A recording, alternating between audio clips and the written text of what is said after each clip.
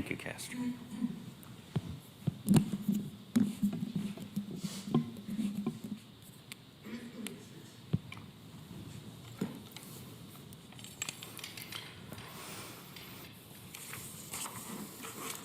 Before we get into our sermon today, it's time to do a little practice. A little practice in silence. A little practice in hearing yourself. In feeling your feelings, hearing your thoughts, and being aware of them. So what I'm going to ask you to do is focus on your breath. Close your eyes if you feel comfortable doing so, but you don't actually have to. But become aware of your thoughts and your feelings, and become aware of your breath. And just follow your breath, going in and going out.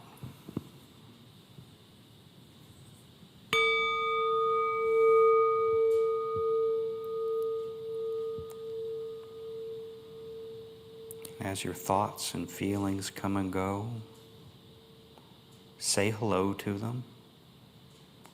Recognize when you're sad. Recognize when you're happy. Recognize when you're thinking about where you're going for brunch after church. When you're thinking about what you're going to buy at the grocery store. And just return to the present moment. Remember your breath. In and out. And after you've said hello to your thought or feeling, let it pass away on its own. And just return to your breath, to the present moment.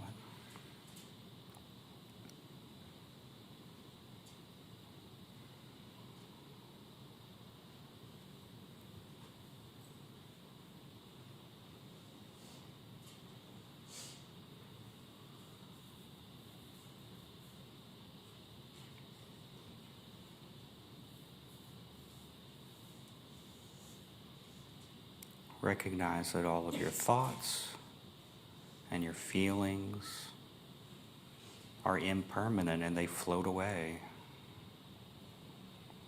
But you return to your breath in the present moment.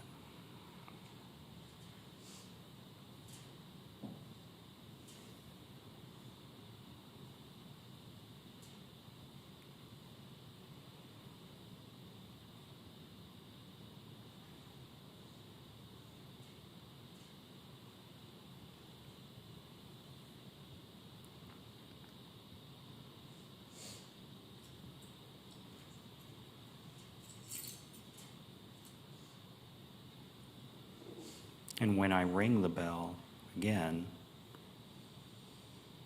open your eyes and awaken, but awaken more awake than you were before.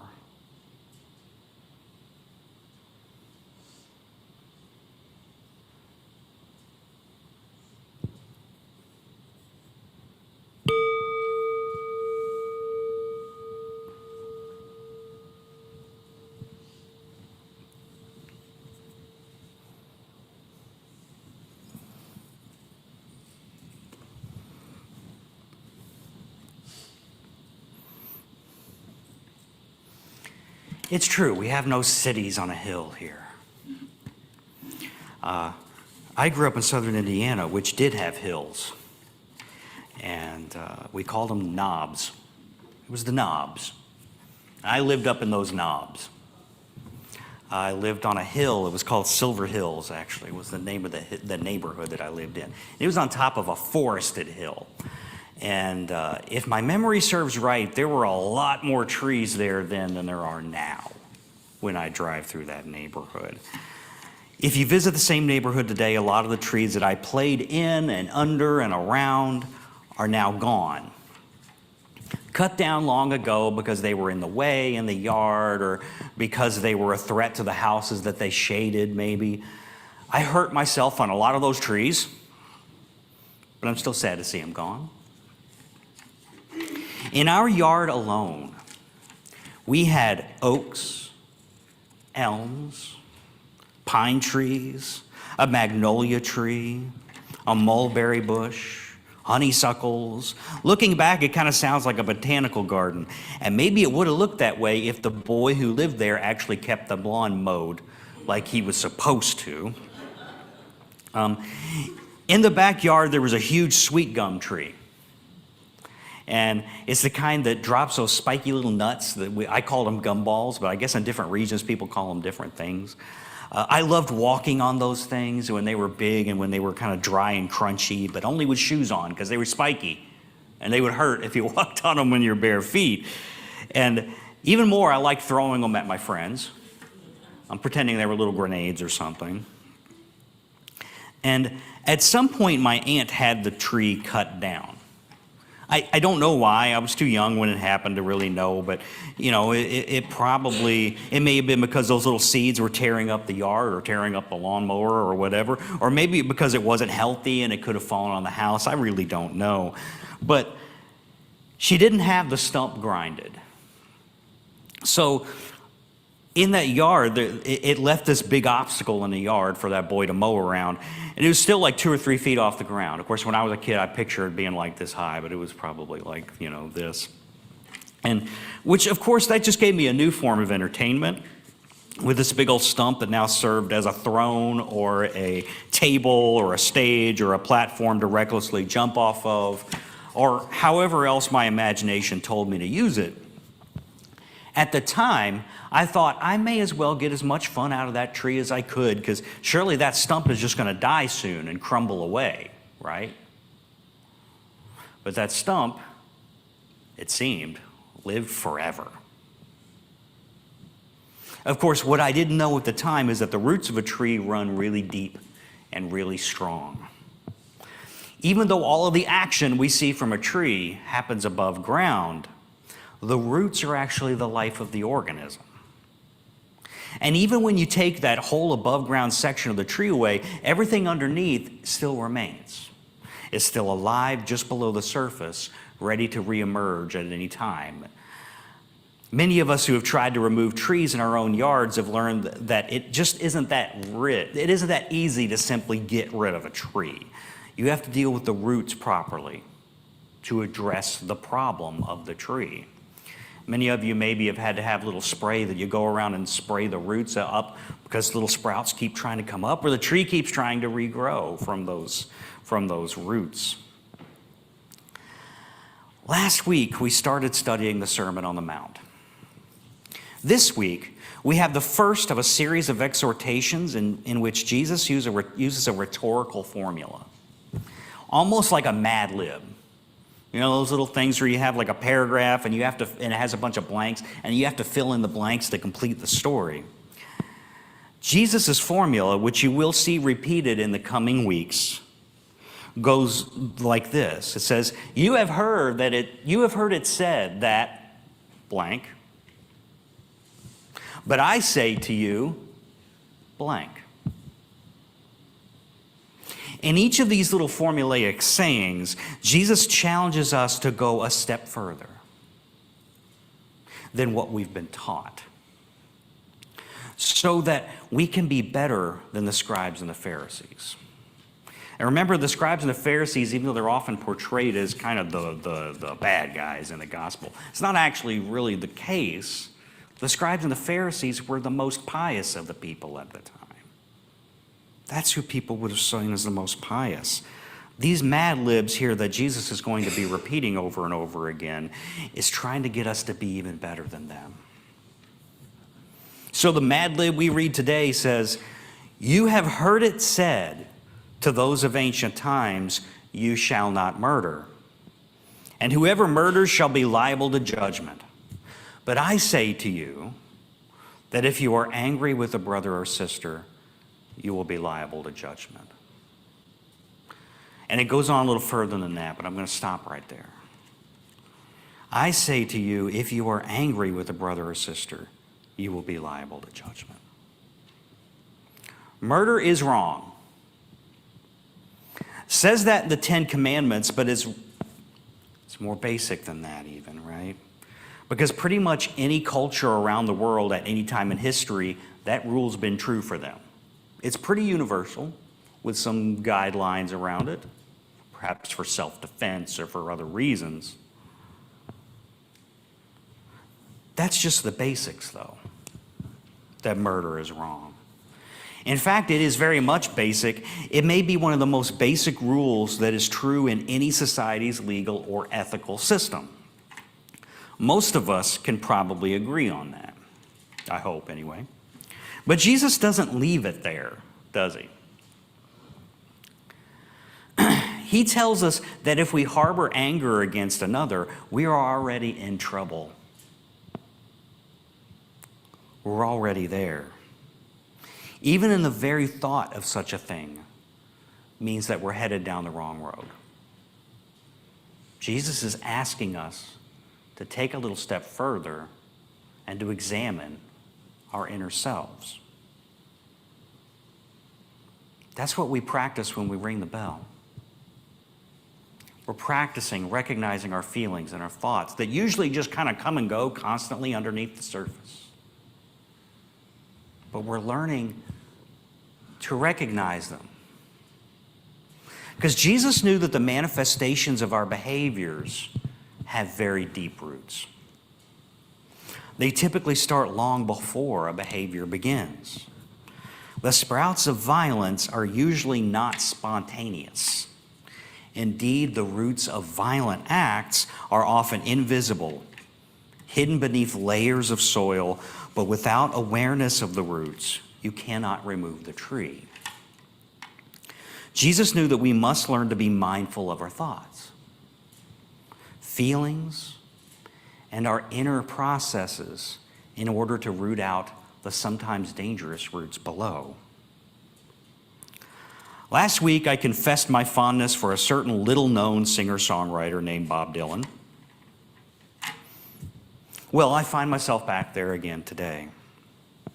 The great poet once said, "How many times must the cannonballs fly before they are forever banned?" We saw more cannonballs fly this week in yet another school, in yet another town, another painful scene, another assault rifle, another makeshift memorial with children and parents crying around it. How long will we let the cannonballs fly before we're finally tired of it? Later in the same song, which is Blowing in the Wind, in case you didn't recognize it. Later in Blowing in the Wind, the singer asks, how many times can a man turn his head and pretend that he just doesn't see? Worst of all, this week's events are just another reminder that in this society we have placed our right to own assault weapons above the right of children to grow into adulthood. You know what happens now. You know the drill. We've all seen the mandatory pronouncements of thoughts and prayers from political figures.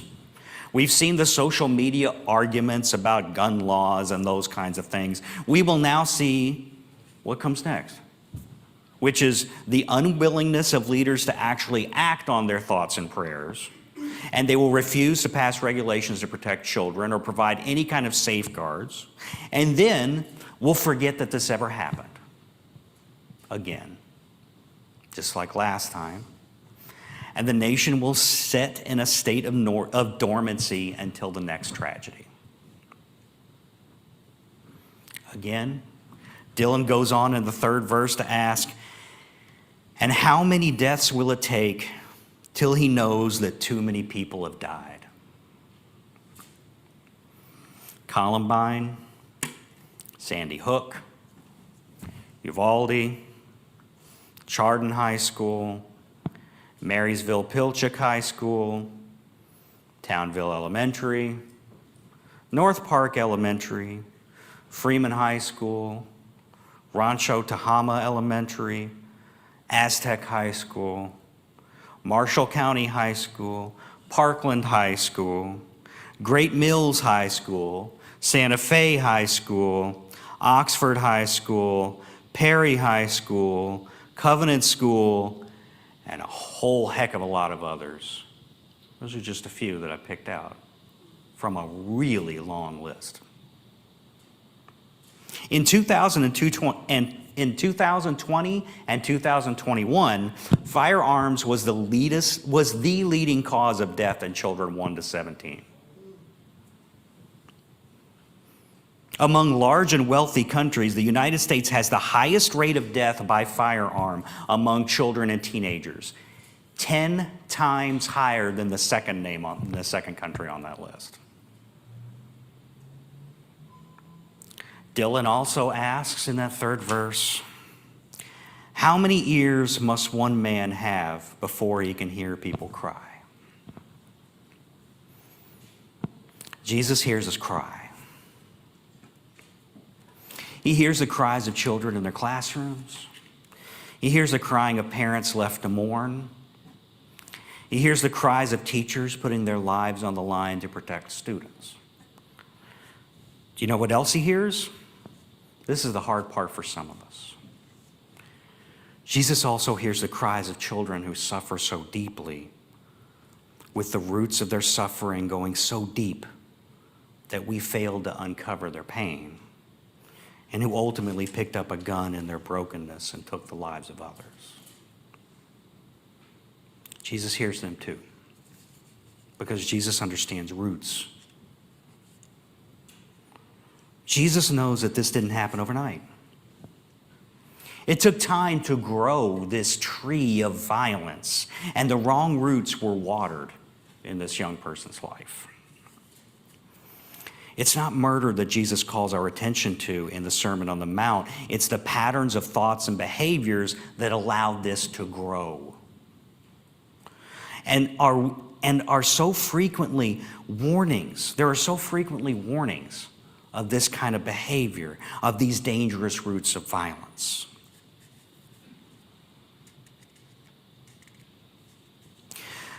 The boys who carried out the act of Columbine, for example, were known throughout the school for their very violent and bizarre creative writing projects.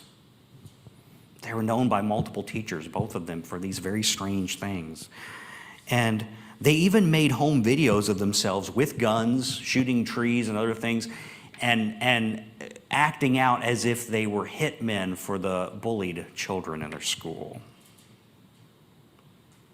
The young person that committed this week's shooting had 1 year ago, by the way, just 1 year ago, had potentially made threats to shoot people at his school on social media. Although the police at the time couldn't find probable cause and didn't charge him at the time because of weird computer stuff, right? Although now it seems like it couldn't have been a coincidence. But despite this that had already happened a year ago, his father bought him an AR-15 for Christmas, despite knowing that this had happened.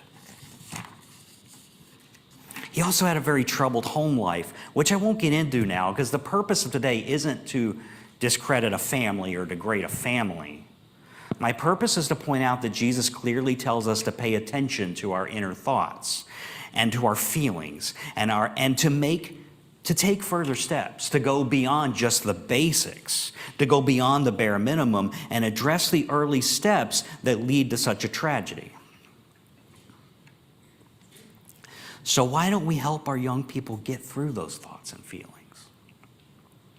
Where's the missing link?